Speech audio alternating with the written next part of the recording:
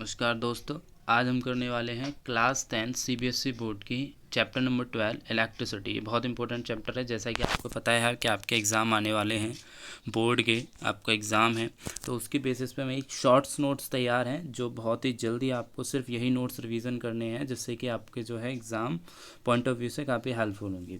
तो सबसे पहले हम बात करते हैं चार्ज। जैसा कि आप देख पा रहे होंगे स्क्रीन पर, चार्ज क्या होता है? It is a very small particle to present an atom.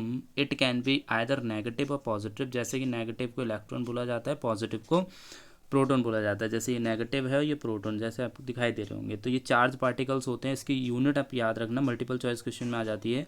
ये आपको दे रखी है कूलम। क्या दे रखी है आपको? कूलम।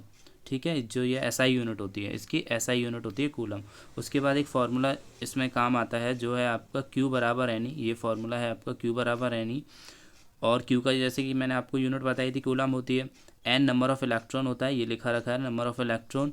और जो होता है आपको मैं बता दूं, उसके बाद ये यहाँ से हम क्यू बराबर एन ही मेन इंपॉर्टेंट फार्मूला है। फिर एन बराबर क्यू अपॉन ए भी कर सकते हैं। इलेक्ट्रॉनिक पर चार्ज 1.6 इंटू 10⁻⁻90 कूलम होता है, ये आपको याद करना पड़ेगा। तो यहाँ से हम निकाल लेते हैं। जैसे ये फार्मूला याद रखिए, इतना इसमें नहीं आता है। अगर पूछा जाएगा तो ये सिर्फ मल्टीपल चॉइस में इसकी यूनिट पूछी जा सकती है क्यू की, जो कि आपकी कूलम होती है। अब आते हैं करंट पे। करंट रेट क्या होता है? Rate of flow of net charge is called current. यानी कि चार्ज की फ्लोइंग रेट को पर यूनिट टाइम क्या बोला जाता है? करंट। इसकी यूनिट क्या होती है? एम्पियर, जो कि यहाँ आपको दिख रही होगी। ओके, एम्पियर यहाँ पे लिखा हुआ है। एम्पियर यहाँ पे इसकी ये यूनिट है करंट की, और ये क्यू की है कूलम, और टाइम की है सेकंड। ओके, तो ये यहाँ पे यूनिट दे रखी है, तो इसे याद रखिएगा फॉर्मूले को। फॉर्मूला हमारा ये है आई बराबर क्यू अपॉइंट टी। इससे हम न्यूमेरिकल करेंगे। ओके, अब आगे बढ़ते हैं। ये याद रखना है कि एक, वैसे तो आपको पता ही होगा लेकिन फिर भी मैं बता देता हूँ कि 1 मीटर में जब भी मिली की बात होगी, मिलीमीटर की या मिली एम्पियर की, 10⁻³ एम्पियर आएगा। या जब हम बात करते हैं एक, जैसे कि मैं आपको बात करूँ कि 1 मीटर में, जैसे कि मैं यहाँ पर बात करता हूँ 1 मीटर में कितने मिलीमीटर होते हैं, तो आपको आंसर क्या लिखना है? 1000।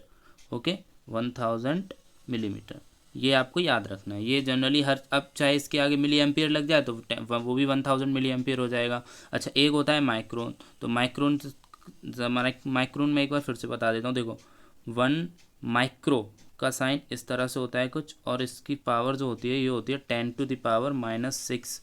अगर माइक्रोमीटर लगा हुआ है तो यहाँ पे 10⁻⁻6 मीटर लगा दीजिए। माइक्रो एम्पियर है तो 10⁻⁻6 एम्पियर हो जाएगा। ठीक है, तो इस तरह से आप कर सकते हैं। ओके, ये तो हो गया चेंज। अब इलेक्ट्रिक सर्किट क्या होता है? क्लोज्ड पाथ होता है। लाइट हमेशा जब भी फ्लो करेगी, जैसा कि आपको यहाँ दिख रहा होगा, ये लाइट जब फ्लो करेगी जब ये बैटरी से टर्मिनल पूरा क्लोज्ड तरीके से जुड़ा हुआ है। ये की का साइन है, आगे आप पढ़ेंगे। ये बल्ब है और ये एमीटर लगा हुआ है जो कि करंट को नापता है। तो हमेशा करंट जो होता है प्लस से माइनस की तरफ जाता है। कैसे जाता है? प्लस से माइनस की तरफ। ओके, तो यह आप हमेशा याद रख सकते हैं। ओके, अब हम ज़रा नेक्स्ट पढ़ते हैं। तो आपको इसमें क्या याद रखना है? इलेक्ट्रिक पोटेंशियल याद रखना है। जैसे कि एक मैं सिंपल शॉर्ट नोट बता रहा हूँ, ये इलेक्ट्रिकल पोटेंशियल तो क्या होता है? W upon Q. डब्ल्यू क्या है यहाँ पे? वर्क है। क्यू यहाँ पे नेट चार्ज है जो कि हमने पीछे पढ़ा था। और वी क्या है यहाँ पे? Potential difference. तो ये फॉर्मूला होता है जब भी हमें डब्ल्यू दे रखा होगा, या फिर इन तीनों में से कोई दो चीज़ दे रखी होगी, तीसरी पूछी होगी, तो आप यहाँ पे निकाल सकते हैं। अच्छा, डब्ल्यू की यूनिट जो होती है वो जूल होती है, क्यू की कूलाम होती है, जैसा कि आपने पढ़ा है। तो जैसे डब्ल्यू की यूनिट अगर मैं बात करूँ तो वो क्या होगी? जूल हो जाएगी। ठीक है, और क्यू की यूनिट यहाँ कूलाम हो जाएगी। तो जे अपॉन सी आ जाएगा वोल्ट, और वोल्ट की यूनिट तो वोल्ट होती है, जैसा कि आपने देखा होगा। ओके, अब यहाँ पर हम ये सब नहीं पढ़ते हैं। ये आपके साइन है कि सेल, सेल का मतलब होता है बैटरी। बैटरी जब भी बनाने को आएगी तो हम कैसी बनाएंगे? इस तरह से। बैटरी जब मल्टीपल चॉइस में बैटरी रही होगी, यानी 2-3 बैटरी के कनेक्शन जुड़ रहे होंगे, तो इस तरह से। की एक ऐसे होता है, ये ओपन की है, ये क्लोज्ड की होता है, जैसे स्विच को दबाया जाता है, ये क्लोज्ड है यहाँ पर, ये ओपन है। और जब भी जैसे ओपन किया है, ओपन की का मतलब है कि अभी करंट चालू नहीं है। क्लोज्ड की का मतलब है कि करंट चालू है। जॉइंट वायर ऐसे जोड़ा जाता है, वायर नो जॉइंट ऐसे जोड़ा जाता है। बल्ब को हम ऐसे साइन करते हैं, अमीटर को हम ऐसे साइन करते हैं। तो ये चीज़ें याद रखने की ज़रूरत है। अमीटर हमेशा करंट में मेजरमेंट के लिए होता है, वोल्ट मीटर हमेशा वोल्ट मेजरमेंट के लिए होता है। ये एक मल्टीपल चॉइस में क्वेश्चन पूछे जा सकते हैं, तो ये याद रखिएगा। अमीटर हमारे करंट को मेज़र करता है, और वोल्ट मीटर हमारे वोल्ट को मेज़र करता है, क्योंकि करंट की यूनिट क्या होती है? एम्पियर।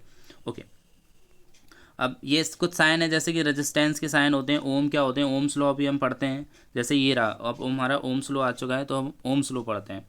ओम्स लॉ क्या होता है? देखो, he started the electric current flowing through a conductor directly proportional to the at the potential difference across it it's and provide the temperature remain constant. देखिए जब किसी वायर में हम करंट फ्लो करा रहे हैं, वोल्टेज दे रहे हैं, उससे करंट फ्लो हो रहा है, तो वो डायरेक्टली प्रोपोर्शनल होगा वोल्ट उस डायरेक्टली प्रोपोर्शनल टू करंट के। इसका मतलब कि जितना ज़्यादा हम वोल्ट देंगे उतना ही ज़्यादा करंट बढ़ेगा हमारा। ओके, इसका अगर हम ग्राफ की बात करें तो ग्राफ कुछ इस तरह से आता है, वी ये है और ये आई है। तो यहाँ पर देखिएगा ये इस तरह से ग्राफ जाएगा लीनियर, जैसे वोल्ट करंट बढ़ रहा है वोल्टेज बढ़ रहा है, करंट बढ़ रहा है वोल्टेज बढ़ रहा है। ठीक है, तो याद रखिएगा ये। और इस प्रोफेशनल को हटाने के लिए हम क्या करते हैं, V बराबर आई आर लेके आते हैं। क्या करते हैं, V बराबर आई आर लेके आते हैं। तो इसे हमेशा याद रखिएगा। ओके, तो ये चीज़ें थी जो मैंने आपको बताई। अब जैसे रेजिस्टेंस क्या होता है हम ज़रा वो जान लेते हैं। रेजिस्टेंस क्या होता है, देखिए it is the property of a conductor that oppose the flow of current. ये बहुत इंपॉर्टेंट है, इसे हिंदी में बोलते हैं प्रतिरोधक। रेजिस्टेंस का मतलब होता है बाधा डालना, यानी किसी भी चीज़ में। देखिए जैसे कि मान लीजिए ये रेजिस्टेंस है। ओके, अब करंट अगर यहाँ से फ्लो कर रहा है तो वो यहाँ से जाएगा यहाँ पे, इसके थ्रू होते जाएगा इन वायर्स के थ्रू। लेकिन जिसका रेजिस्टेंस ज़्यादा है उस करंट को रोकने की कोशिश करेगा, यानी इसे अपोज करेगा। क्या करेगा, अपोज, कि ये करंट यहाँ से यहाँ पास नहीं जाए। तो इसी को बोलते हैं हम रेजिस्टेंस। ओके, ठीक है। अच्छा रेजिस्टेंस की यूनिट क्या होती है, ओम्स। रेजिस्टेंस की यूनिट क्या होती है, ओम्स। इसे कुछ इस तरह बनाते हैं, ये हेडफोन की तरह दिखता है, तो ये रेजिस्टेंस की यूनिट होती है ओम। ये पूछी जाती है मल्टीपल चॉइस में, इसे याद रखिएगा। उसके बाद हम जरा आते हैं नीचे। अच्छा, V बराबर आई आर आपका एक फार्मूला मिल चुका है, जैसा कि आप देख पा रहे होंगे स्क्रीन पे। V बराबर आई आर ये फार्मूला है। अच्छा, एक फार्मूला आपका V बराबर क्या मिला था, W/Q मिला था। एक फार्मूला आपका मिल चुका है अब तक, I बराबर Q/T मिल चुका है। और एक फार्मूला आपका मिल चुका है Q बराबर NE। तो ये चीज़ें आपको याद रखनी है। ठीक है, ये अब तक 4 फार्मूले हो चुके हैं।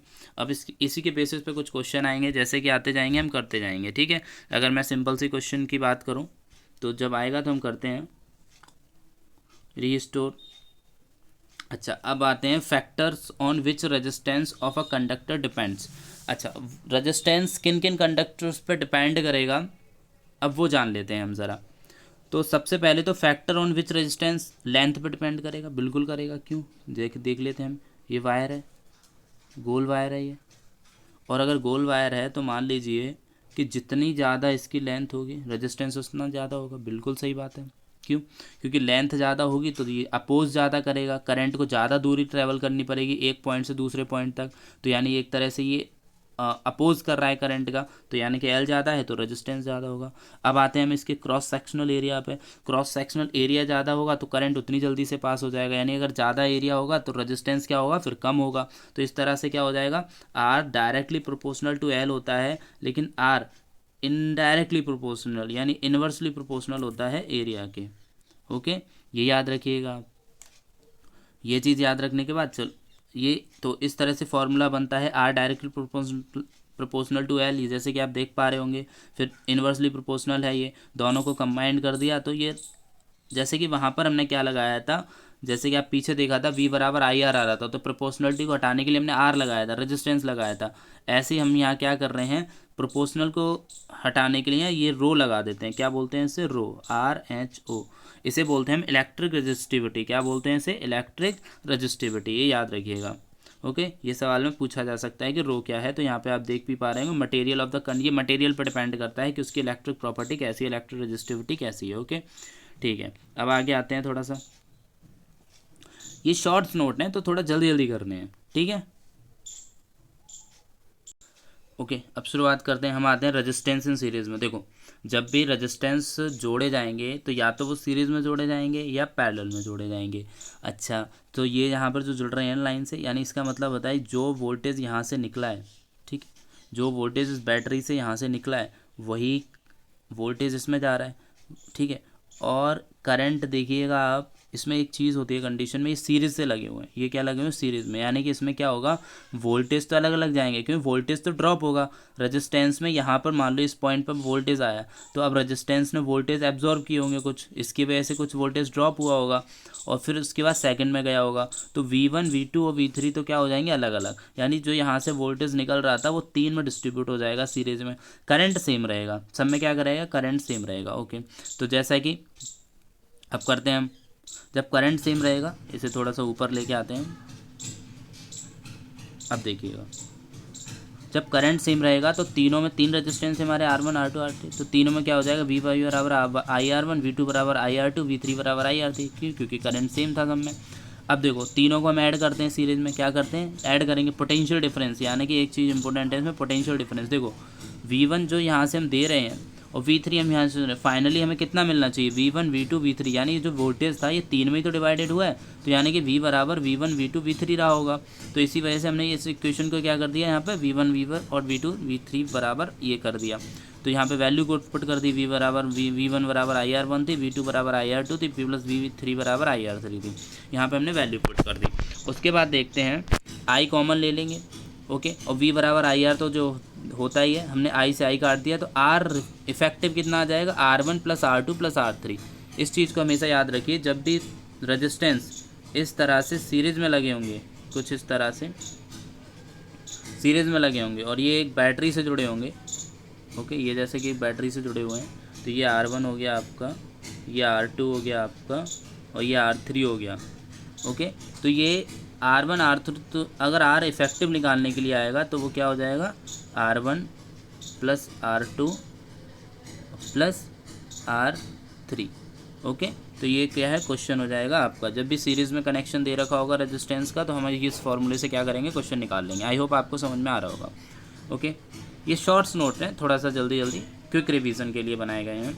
अब आते हैं ज़रा हम इस पर कि आपके पैरेलल में क्या होगा। तो पैरेलल में यही कंडीशन है, प्रूफ करने के लिए इसमें क्या होगा, उसमें जैसे कि आपका क्या जा रहा था, करंट सेम जा रहा था, वोल्टेज अलग अलग जा रहे थे, इसमें क्या होगा, आपका करंट अलग अलग जाएगा, वोल्टेज सेम जाएंगे। तो वो सिंपल सा I बराबर यहाँ से V/R1 हो जाएगा, I2 बराबर V/R2 हो जाएगा और I3 बराबर V/R3 हो जाएगा। टोटल करंट हमारा जो डिस्ट्रीब्यूशन हुआ है, यानी टोटल करंट हमारा I था, वो 3 में डिस्ट्रीब्यूशन हुआ है, तो ये क्या हो जाएगा, I1 प्लस I2, यानी I1 प्लस I2 और प्लस I3, ये होना चाहिए हमारा, बिल्कुल। तो ये I1 है हमारा यहाँ पे, ओके, I1 प्लस I2 होना चाहिए। और इसी के साथ क्या करेंगे, हम यहाँ पे वैल्यू पुट करेंगे, तो V/R बराबर V/R1 plus V/R2 plus V/R3, ये हो जाएगा। उसके बाद यहाँ से V कॉमन लेंगे, V से V काट देंगे, तो 1/R बराबर, ये इंपॉर्टेंट हमारा फॉर्मूला आ जाएगा, ओके। ये इसे आप डब्बे में बंद कर लीजिएगा। ये पैरेलल के लिए है, सीरीज के लिए मैं आपको बता ही चुका हूँ कि R1 प्लस R2 और प्लस R3 हो जाता है, ओके। ये आपका R इफेक्टिव है सीरीज़ के लिए, ये सीरीज़ के लिए है, ओके, और ये पैरेलल के लिए है। तो ये 2 फार्मूले हो गए हैं, अब आप इसे देख सकते हैं। अच्छा, कभी कभी जब सब्जेक्टिव में क्वेश्चन आ जाता है 1 नंबर का, तो उसके लिए क्या पूछ सकता है, डिसएडवांटेज ऑफ सीरीज़ कनेक्शन, तो वो भी मैंने यहाँ पे लिख दिए हैं। क्या हो जाएगा, in series connection if any of the component fail to work the circuit will break and none of the component TV bulb will work. देखो इसका मतलब क्या हो, मैं आपको बताता हूँ। मान लीजिए कि ये यहाँ से मेरी बैटरी लगी हुई है, ओके, यहाँ से कुछ कनेक्शन, ये रेजिस्टेंस R1 है, ये मान लीजिए फ़ैन लगा हुआ है, फिर उसके बाद यहाँ पे मान लीजिए बल्ब है, फिर उसके बाद यहाँ टीवी है, फिर उसके बाद वायर जो है यहाँ पे अर्थ से जुड़ रहा है, ओके, ये हो गया। अब देखो यहाँ क्या था, हमारा फ़ैन था F, फ़ैन, यहाँ क्या था, हमारा बल्ब था B, और यहाँ क्या थी, हमारी टीवी थी।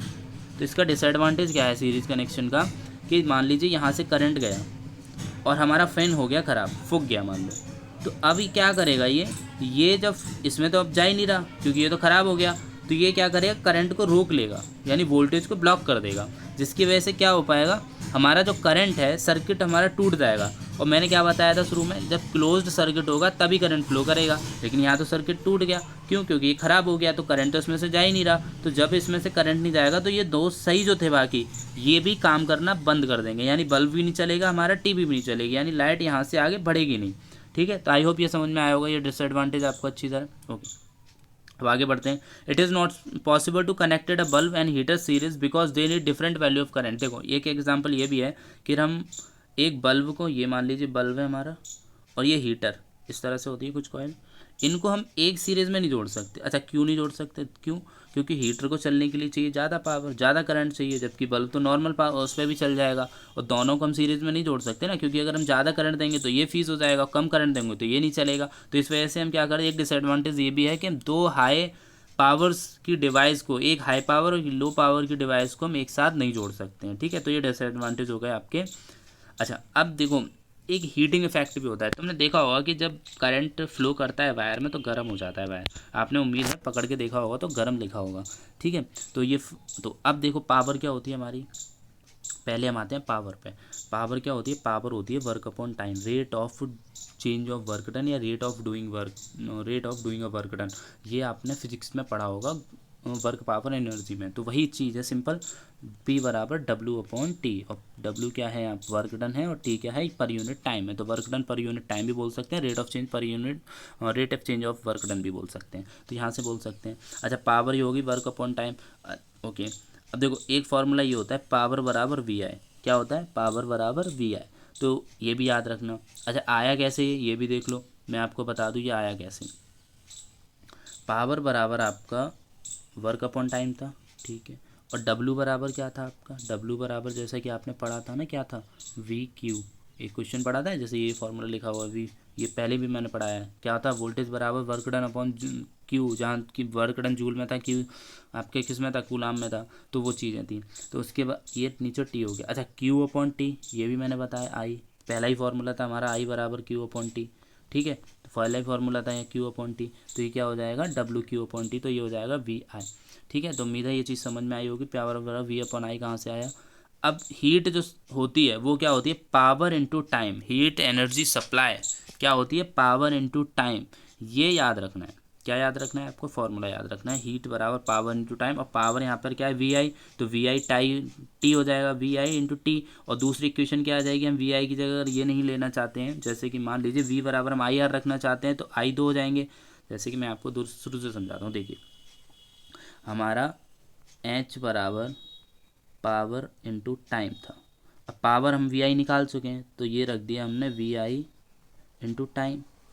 अब VI की जगह IR होता है, ये हमने पढ़ रखा है, अभी अभी पढ़ के ही आ रहे हैं बिल्कुल सीरीज और पैरेलल में, ओम्स लॉ ये कहता था V बराबर IR, तो यहाँ पे एक और रख दो, तो ये हो जाएगा IR into I into T, लेकिन I दो हो गए, I ये और एक ये, तो ये क्या हो जाएंगे फिर I स्क्वायर R हो जाएंगे, तो क्या हो जाएंगे, तो यहाँ से हीट हमारा कितना निकल आएगा बराबर I square R T, okay. ये फॉर्मूला बन गया IH बराबर I स्क्वायर RT, इसे याद रखिएगा, ओके। इसके बाद देखते हैं ये जैसे कि ये रहा I स्क्वायर RT, ये फॉर्मूला है, और इसकी यूनिट क्या होती है जूल, क्या होती है जूल, ये याद रखिएगा। जैसे कि इसके दो, एक तो Q जो कूलाम, उसकी इसमें यूनिट थी कूलाम, Q जो चार्ज था उसकी यूनिट थी कूलाम, इसकी वर्क की जूल होती है और इसकी जूल होती है, ठीक है। हाई हीट की, हीट एनर्जी का भी पूछा जाएगा तो 3-4 फॉर्मूले हैं, जैसे VI है, VIT है, I स्क्वायर RT है, तो इनसे हम क्या निकालेंगे,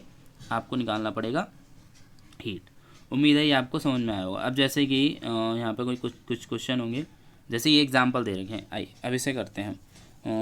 कौन सा एग्जांपल करें, ये तो सिंपल हैं, ये फार्मूले हैं इन्हें याद रख लेना। इलेक्ट्रिक एनर्जी के फार्मूले क्या होते हैं, एनर्जी बराबर पोटेंशियल इनटू टाइम किलोवाट। अच्छा ये एक चीज़ और याद रख लेना, ये वाली कि 1 हॉर्स पावर में कितने वाट होते हैं, तो याद रखना 746 वाट, कितने वाट होते हैं 746 वाट, ये आता है कभी कभी मल्टीपल चॉइस में।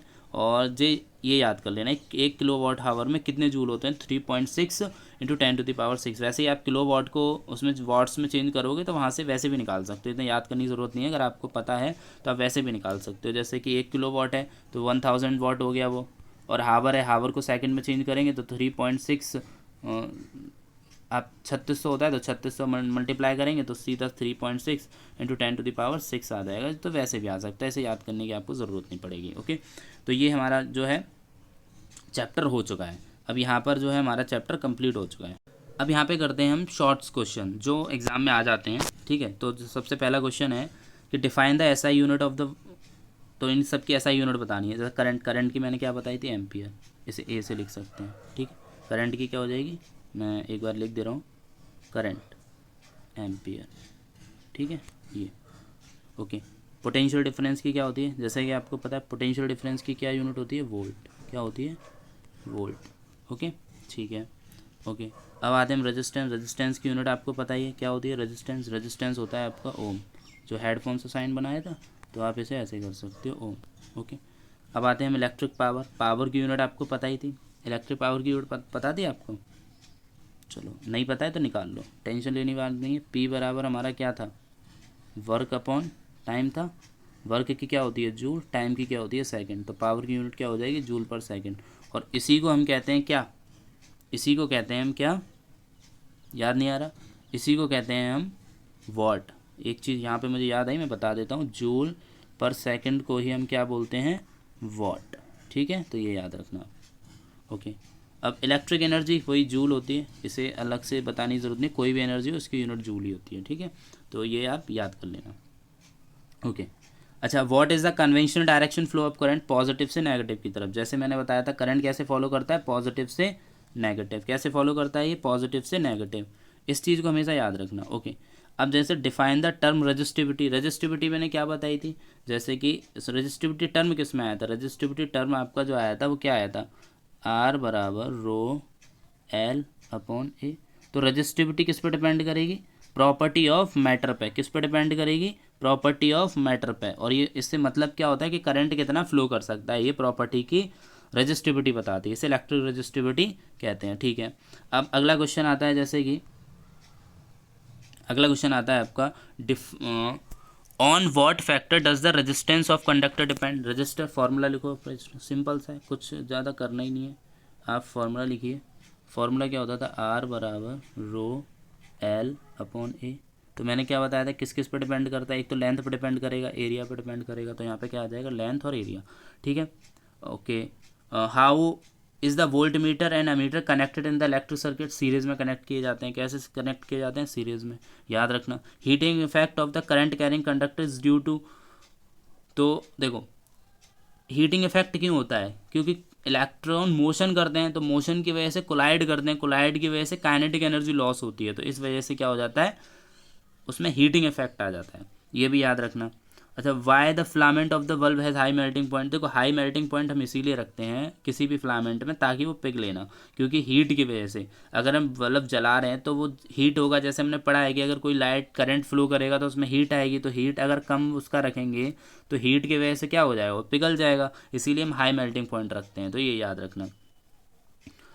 Okay, how does you fuse wire protect electric appliance. देखो फ्यूज़ वायर क्या करता है, फ्यूज़ वायर क्या करता है, ये पूरी पावर सर्किट को आपको बचा देता है। मान लीजिए किसी दिन वोल्टेज ज़्यादा हो तो करंट ज़्यादा हो जाएगी, करंट ज़्यादा हो जाएगी तो हीट करेगा, और हीट की वजह से क्या हो जाएगा, वो मेल्ट हो जाएगा। तो अगर वायर मेल्ट हुआ तो अगर कोई भी अप्लाइज आपका, जैसे फ़ैन है, पंखा है या फिर टीवी है, उस पर इफेक्ट पड़ेगा तो पूरा जल जाएगी। तो उसको बचाने के लिए हम क्या लगाते हैं, फ्यूज़ वायर। इसका क्या करते हैं, इसका लो मेल्टिंग पॉइंट होता है, क्या पॉइंट होता है, लो मेल्टिंग पॉइंट होता है, मेल्टिंग पॉइंट।